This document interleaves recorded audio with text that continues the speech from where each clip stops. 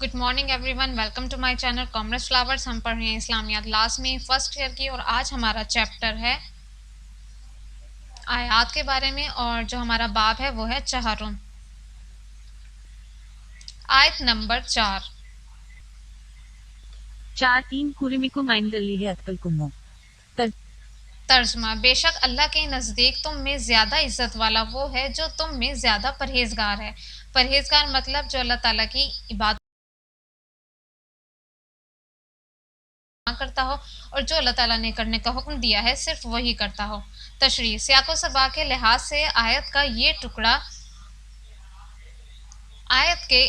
सियाको सबा के लिहाज से आयत के इस टुकड़े में बयान हुआ है जहां मुसलमानों को ऐब जोई और तान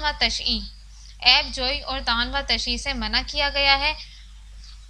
बाज़ औक़ात बुराइयों का इर्तिकाब आदमी इस वक्त करता है जब वो अपने आप को बड़ा समझ ले, यानी वो समझे कि मेरे पास सुपर पावर्स हैं, मैं प्रेसिडेंट हूँ या मैं एक बड़ा आदमी हूँ, मैं बिलियनर हूँ, इस तरह। और दूसरों को हकीर समझ ले, यानी दूसरों को गरीब, भिखारी, फ़कीर वगैरह समझना शुरू कर दे। इस मौके पर इरशाद बारी का मकसद ये है कि इंसान का छोटा, बड़ा या मोअज़्ज़ज़ या हकीर होना या ख़ानदान व नस्ब की वजह से नहीं होता, बल्कि कुरान की ज़बान में जो शख्स जिस कदर नेक खसलत और परहेजगार होगा, इस कदर अल्लाह के यहाँ मोअज़्ज़ज़ है।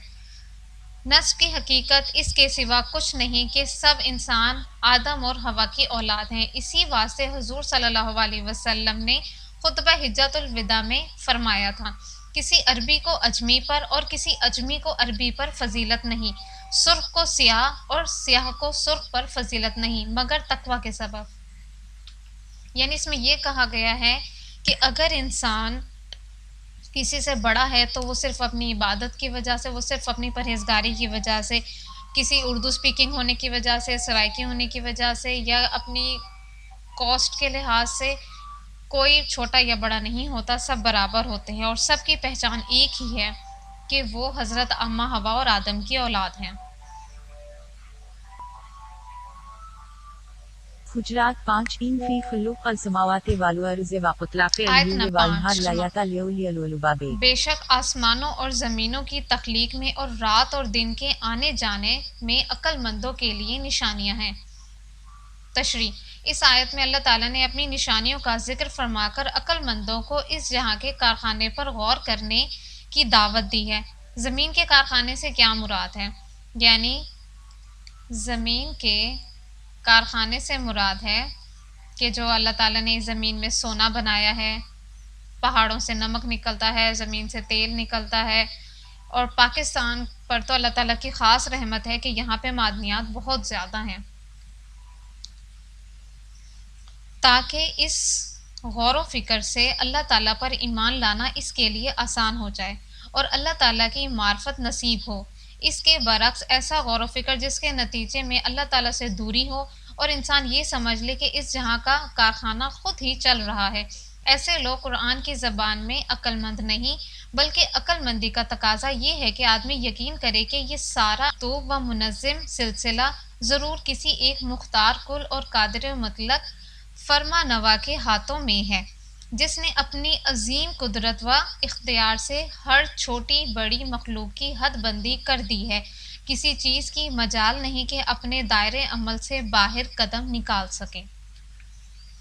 अब इसमें यह बताया गया है कि ये जो हमारी कायनात हैं, ये एक कायनात है, और जो अल्लाह ताला ने हज़ारों कायनात बनाई हैं, तो उसमें हमने कभी नहीं देखा कि कोई कायनात दूसरी कायनात पर हमला बोल रही हो, या कोई कायनात दूसरी कायनात को सफ़ा हस्ती से मिटाने की कोशिश कर रही हो या उन्हें तंग कर रही हो। जो जिस कायनात की हद है वो वही है। एक कॉमन एग्जांपल ले लें, जैसे सूरज। सूरज को पता है कि उसे सुबह निकलना है तो वो सुबह ही निकलता है, और सूरज को भी पता है कि मगरिब को उसने ग़ुरूब होना है तो वो उसी वक्त ही ग़ुरूब होता है। ये नहीं होता कि सूरज अपनी मर्ज़ी चलाए कि नहीं मैं दोपहर को ग़ुरूब होता हूँ या मैं सुबह को ग़ुरूब होता हूँ। तो जो अल्लाह ताला ने उनकी हदूद और वक्त को उनके लिए रखा है वो उसी वक्त पर होते हैं। Thanks for watching my video.